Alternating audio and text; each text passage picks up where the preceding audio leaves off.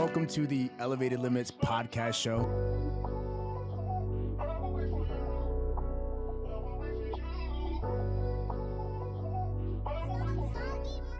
Welcome back, everybody, to the Elevated Limits podcast show. I am your co-host, Ju, sitting here with the great, magnificent Roberto Diaz. Yo. Right now, we is about to talk about something deep. Talk about Now, let me stop. Yo, no, I like that. That's not bad, bro. You I like might have that, to give you that. I might have to give you that role now. Just make the introduction. You know what I'm saying? sir. But what we are talking about is the importance of choosing the right friends and why it matters so much, right? Because I feel Love it. like it's a topic that doesn't get discussed enough, right? And we kind of same way we choose relationships in society today, same way we choose friendships. We kind of just go with the flow, lackadaisical, and then we wonder why. We have friends that are backstabbing us. We have friends that are not showing us love and loyalty. It's because we're not being intentional with it. So, we're going to go over 5 reasons why it's important to choose the right friends and then some red flags that you need to look out for to make sure you have the right people around you. So I hope this podcast blesses you. Before we really, really, really dive in, bro, I went to a retreat a couple weeks ago, right? Yeah. And I don't think I've talked to you since then. no, I haven't. Honestly, I haven't been around anybody since that retreat. To be honest with you, I haven't been around any of my friends like that. I saw Devon. I saw Devon the next day actually, and Doug actually. Actually, I seen all my friends after. I don't know what I'm talking about. It was Doug's birthday. Everybody was at the crib. Los was there. Roland was there. I saw videos of the hold Metro on, House. bro. I don't know why I'm saying this. I saw everybody, bro. Like literally the next day. But what I really want to say, bro, is when I was on that retreat, right, and I was praying a lot, I was crying a lot, and all that stuff because I was holding a lot in. But the biggest revelation I got on the retreat was friendship and fellowship and how important it is to have the right people around you and how important it is to fellowship with other Christians because it's so tough to, be on this walk and following Christ if you don't have other Christians that are doing the same. Yeah. So I want to start it off there because that's a large part of why we're going to talk about this because it kind of gave me that revelation that it really is important to choose the right friends and it really does matter a lot. So we're going to go right into it. We'll start talking about it. The first one is personal growth, right? And the reason I say that is because friends can challenge you to step out of your comfort zone, and the right friends will push you to pursue your passions, expand your horizons, and take on new challenges. Personally, if people know me, they know how much I like to push people, right? And That's an understatement. It's an understatement. But what I've learned to understand is you got to be careful with pushing people too hard because especially my 18, 19, early 20s, late teens, I would push people too hard, too aggressively sometimes that it would almost come off disrespectful and I would almost hurt their feelings, right? So what I've learned to do now is not lead by my words, but lead by my actions. Mm-hmm. And my friends may or may not feel this, but I'm not on everyone as I used to be. I'm not on telling you got to do this, you got to do that, or pushing them to this certain extent. Facts. Growing up, you were a preacher. I was a preacher, bro, and now I understand that. I feel like as long as we continue to grow and reach new heights, I feel like our friends and the people that I'm around are going to say, you know what, if Berto couldn't do it, I could do it. And that, in a sense, is going to motivate them and push them to want to grow personally, right? So how do you feel about that? Yeah, well, first and foremost, I would congratulate you on getting engaged. Yeah, we should have started it off with that. Oh, we don't even know which one you clicking, gang. I don't know what that is. Say no, let me stop. Nah, it's a blessing, bro. It's a blessing. It's a blessing. It's a blessing. You gotta hit it again. I don't know what button it is, so I'm gonna let it go. Nah, bro, I appreciate that, bro. It's a blessing, bro. Yeah. It's a blessing. I'm about different. Yeah, I definitely feel a little pressure. bit. Yeah, it's the responsibility we were talking about. Yeah. But it makes you want to go harder. You know what I'm saying? It makes you want to. It makes you want to focus more. And be Yeah, all bro. Right, now I actually got to provide for Yeah. someone other than my knucklehead self. Yeah, you could kind of feel the role coming in, and I'm sure. I told her this, when we get married and stuff, I'm nervous. I am. Because it's the role. Bro, it's the responsibility. It's a lot. It's literally the only thing I think about daily now. Where I'm just I need to make sure I'm good husband and a good dad. Yeah, and you just want to make sure you're good for her. Yeah, you know what I mean? always. So, I appreciate that, bro. I appreciate facts. that. We'll But- talk about that another time, though. Facts. But to what you said, personal growth, I agree with you. I definitely see myself I definitely push myself harder according to like what my friends are doing for sure. Like yeah. I don't like to be. I'm definitely not going to be the last friend. Like my mentality, especially I'm gonna like mirror it like an analogy. Yeah. My mentality when we used to play football was I used to always watch film and make sure I was always listening and make sure I was always in the right spot because I wasn't going to be the reason why we lost the football game. I got you. So same with the friend groups. I'm not going to be the reason why we drag this friend group down. All right. So I'm going to make sure I'm in the gym like everybody else is in the gym. I'm going to make sure I'm focusing on my dreams and pursuing things just like everybody else. You can't be the weak link on a chain because normally you get rid of the link. Right. So you're saying basically like based on your friend's actions, it kind of motivates you to want to go harder. It should always motivate you. And if you feel like if your friends aren't pushing you, you need to find new friends. Like, talk heavy. Like I don't know what type. If you want to go out and drink and party and do a bunch of nonsense all the time, I mean, that's the level you're on. There's no growth there. There's no like you're gonna look back in 10 years and just be like, well, we're doing the exact same thing we've been doing. Right, like, why are we? And that's just not. I don't know. That's not sustainable. Like at 40 years old, do you really want to be like, all right, I'm gonna get started now? Right, and it's just not where we're at anymore. So like we could speak to that. Like no shame on people who are in that lifestyle because there comes a time where actually not everyone wakes up from that, but there comes a time where people do wake from up from that, and they start their journey. But it's cool, bro, having friends that push you personally and like have you step out of your comfort zone. Like personally, you, Davon, like the people I'm around, Doug, like a lot.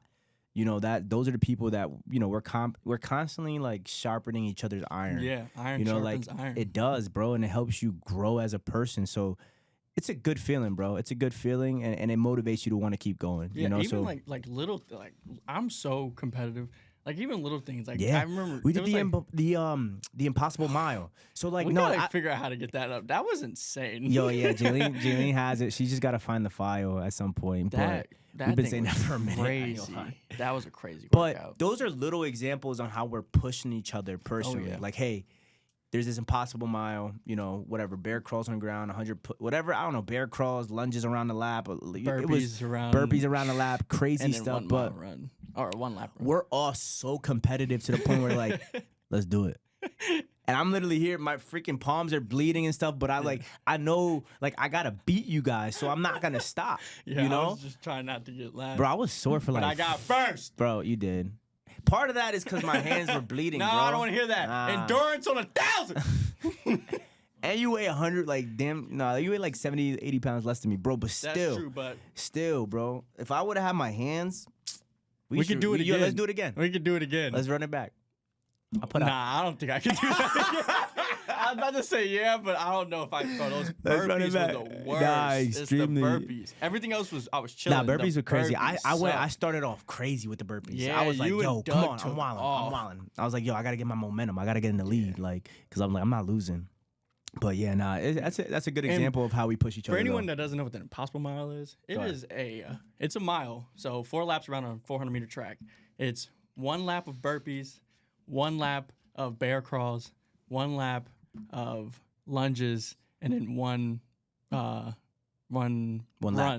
you run. I walked it. Yeah, I ain't gonna lie. I said no matter what, I'm coming in second. That was probably the hardest thing I've ever done. Nah, it was. It's up there. That and the Murph challenge, man. That was harder than the Murph. That was harder. Yeah, that was I've harder. done the Murph twice. Because I was like, bro, after 100 meters of the burpees, I was like, nah, what did I sign up for? Bro, I was like, what am I doing out here? 100 meters, I was like, this is gonna be impossible. Nah, and everyone was like, yo, I'm gonna break an hour. Yeah. Nah, you got what, 55 minutes? 53. I would have got like 50 something if I didn't, you know what I'm saying? Nah, it takes a while. It takes a while. It was hard. So that's number 1, personal growth. So again, find friends to challenge you to grow and step outside your comfort zone. That's how you have the right friends around you. Number 2, influence on behavior. Your friends can influence your choices and behaviors both positively and negatively. Positive friends encourage good habits, pure goals, and inspire you to be your best self, while negative influences might lead you to make poor decisions. The saying I always like to say is like, show me your friends, I'll show you your future. Mm-hmm. Right? Like if you're like, you kind of brought it up a little bit, but if you're around people who are constantly drinking and getting lit every single night, if that's what you want to be on, that's what you're going to be on. Yeah. If you want to constantly, if you're around people who constantly smoke every single night, you're going to be smoking every night because you're around who you usually are. There are outliers there for people who are like, nah, all my friends do this. There's outliers. But for the majority of people, who you surround yourself with is who you are. Yeah, right? those people, hold those people at the time probably closest to your heart. So if you're not doing what they're doing, they're going to judge you, and then you feel like less of a person. You ever heard that quote from Tony Robbins? Is like, your income, the average income between, like, you have the average income of the 5 people you spend the most time with. Yeah. So everyone's making 35K and you're around people who making 35K, like, how you gonna make more money? Like, because the conversations are even different. Yeah. You know what I mean? No, that is 100% a fact. The way I try to live my life now, as far as influence and on behavior and who I'm around, I have like categories of friends, right? I got the day ones. I got my boys I grew up with. I got, the people who show me love no matter what. Like, I got the Dre's. We don't talk every day. Rollins. Like, we don't talk every single day, but it's day one. I love you, and I know, like, if I ever needed you, like, you're there for me. Facts. You got the day-to-day friends. I got you, I got Davon, I got Doug, the people I see like all the time, all the time. Los, I'm with him all the time, like people I see all the time. And then I got the friends that are ahead of me, financially, spiritually, that I'm being around to, learn more and grow more, and they're stretching me a little bit, like they're more mature in their faith and stuff like that. So like I have those different categories, and the influence kind of plays a factor depending on where I'm at in life, if that even makes sense. Like the people who are a little bit ahead of me have a little bit more influence on me. You guys have a lot of influence on me just because I'm around you guys the most. And then depending on the situation, like Dre or Roland, like they could have influence on me on a certain way depending on like the mood or what it is about. So it's like, you just gotta be careful of who you have around you, because if you have people that are around you that aren't in the right state of mind and they're constantly negative, it could kind of shape your mindset to look at things differently. You know what I mean? I don't know if that makes sense. Nah, facts. I feel you. Because especially, like, there's so much influence and pull in this world just because we get so much information at our fingertips. There's so much input nowadays. So I feel like nowadays, friends are more important than anything, because you really need to go find a group of people that you can lean on and that you can truly trust with your problems, or look to for advice or spiritual growth, financial growth. So you need to find good friends to help you with that stuff, because you're going to scroll on the internet anyway and see a million different things of hate and love and everything in between the two. So you got to be able to focus. It's good to have friends who have the same values too. Yeah. You know what I mean? Who are like-minded, who are also striving to do the same things. I think that's the only way you can really, especially as adults for sure. Because, I mean, growing up, obviously you have you're mainly just friends with the people that you live closest to when you're kids. So that's why you have those friendships. That's why you have those friends. So people are, they're like, I've had this friend for so long. It's like, yeah, but you haven't liked that person your whole life. You just, they've been your next door neighbor forever, and your parents are friends. Like, that's why you're, like, don't be scared to branch off and really look for some new people. Go away to college if you go to college. Go join the military. I don't know. But get away from your hometown. Find some good friends. Yeah. I get that right. for sure, because you make a good point. A lot of people are friends because they grew up with one another, not because they have the same shared interests and values. It was just because we were convenient, and my mom had to figure out a carpool. Yeah. that brings up another good point. We need to normalize that some friendships have an expiration date. Yeah. Like, just because you guys grew up together, just because you guys have known each other forever, doesn't mean you guys need to be friends forever. Sometimes there's just a friend for a particular season, and you had to learn what you had to learn with them, and then you have to move on. Yep. You know what I mean? I feel like that's like a loss. I feel like people feel like, no, but that's my boy. We grew, or that's my people friend. People my girl. hang on to everything nowadays. It's just I could give you a lead indicator if the relationship's over. You want to know what it is? What is it? If the conversations of your past keep coming up.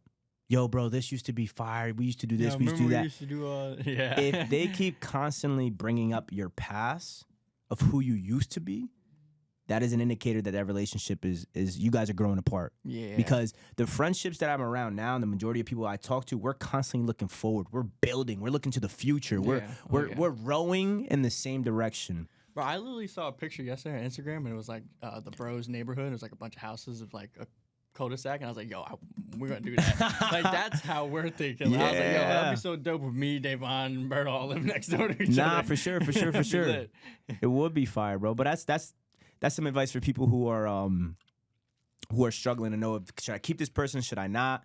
That's something that's really helped me with my journey, right? Because that's where God kind of has me now in my life. God is like showing me who I need to pour more into and who I need to pour less into, right? So that's where I'm at. Let's go to number 3, brother.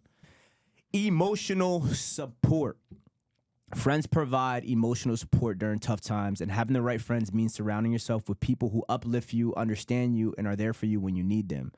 And like, this is another revelation I got in the retreat was we don't open up in front of each other enough.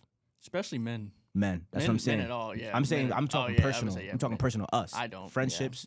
Yeah. Like, I've never cried. I don't know if have I ever cried in front of you? I don't think so. Have I ever cried in front of you, Day? We only cried at the altar together. Yeah, that's true, at church. Yeah. Yeah, And but then that's I think the first time you guys see me cry was my wedding was day. your wedding day, bro. And you, Yeah, happy and- tears too. bro, like, when I was at this retreat, bro, I was crying every day for hours. The crazy because is of too, all I the cry stuff- by myself all the time when I pray. I cry in the cry every car time I listening pray, to worship yeah. music. But it's like, why don't we go to each other during really tough situations? And like there was some things I've gone through, bro, this past year that I didn't even tell y'all about, or I didn't open up to you guys about. And I was fighting hard, Yeah, bro. nah, same. Same thing with all of us, right? Like, there's times where I was like, bro, I just want someone to talk to. But it's like, it's something about our pride that we need to just get rid of, because we should be able to open up to each other to have that emotional support. And to kind of like really feel like it's going to help us feel better and uplifted to leaving it out instead of kind of being suffocated and holding it in. So that's a big revelation I got. That should be another. We should look into doing something like that. What? Like a men's group, like a weekly meeting, or maybe like a with us? retreat or something. or just To host or something with young men, especially young Yeah. men. We for could do, now, like, so I high got- school kids, yeah. college kids. that'd be cool. Because especially after like last year track season and like talking to a lot of those kids, like this generation is just, I think we put too much, we labeled them as lazy too much. Those kids work hard. They just got too much pressure on them. Like they're getting too much input at once. Like we had the luxury of growing up a little bit before the internet. Like smartphones it wasn't as didn't crazy as it is now. Yeah, smartphones didn't really come around till 2012. Like, you 13 wasn't for glued us. to your phone that hard. Because we didn't have smartphones. Literally came like our freshman Yeah, year, yeah. 8th grade, freshman year of high school.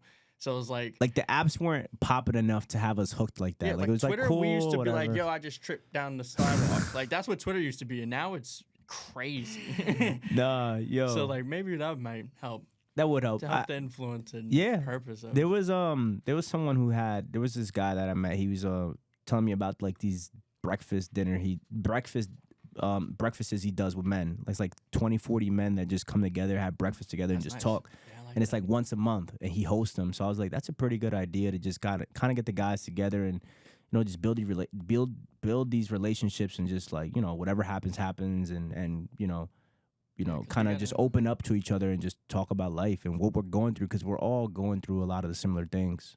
Feeling the weight, feeling the responsibility. Not being able to open up. Like, I've never seen so many full like grown men cry in one place ever, bro. It was just crazy. That's magical. Love it. I wanted to say this though.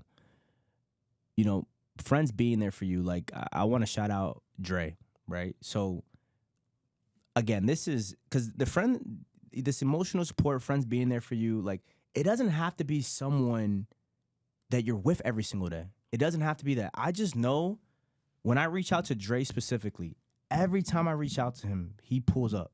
He pulls up on me. If I need help with something, he's like, there's no excuse. There's no, I gotta go do this, I gotta do. He'll be like, yo, bro, I'll be there by 5 o'clock. Like, he shows me in his actions that he got love for me. You know what I mean? And I try to reciprocate that same energy. And again, it's not that we talk every single day, but when it comes down to it, and if he needs me, he knows I'm gonna show up for him. If it comes down to it and I need him, I know he's gonna pull up on me. And it's just been showed through his actions.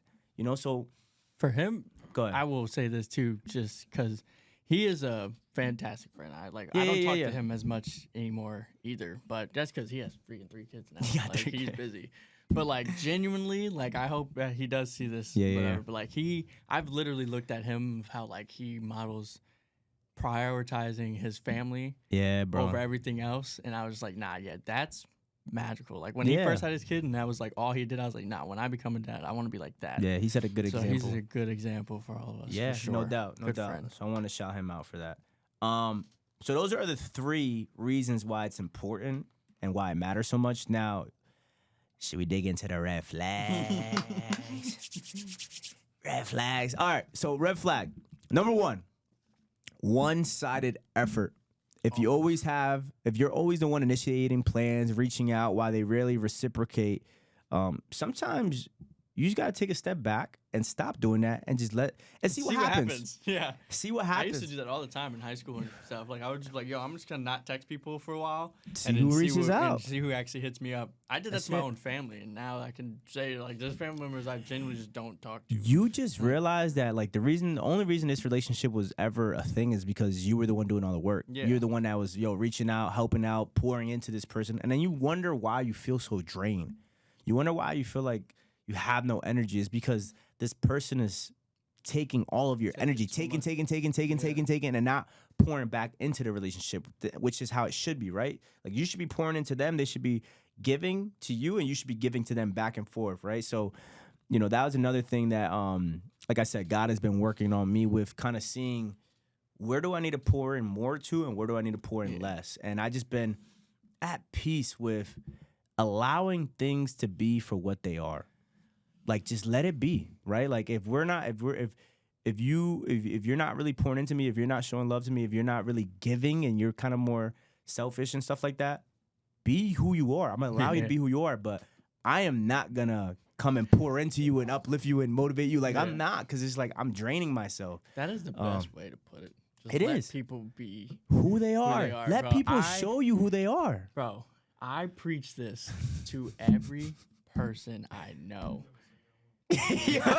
Yo, Devon say here, bro. Yo. Devon say, yo, you haven't said that once. Yo, chill, go ahead, bro.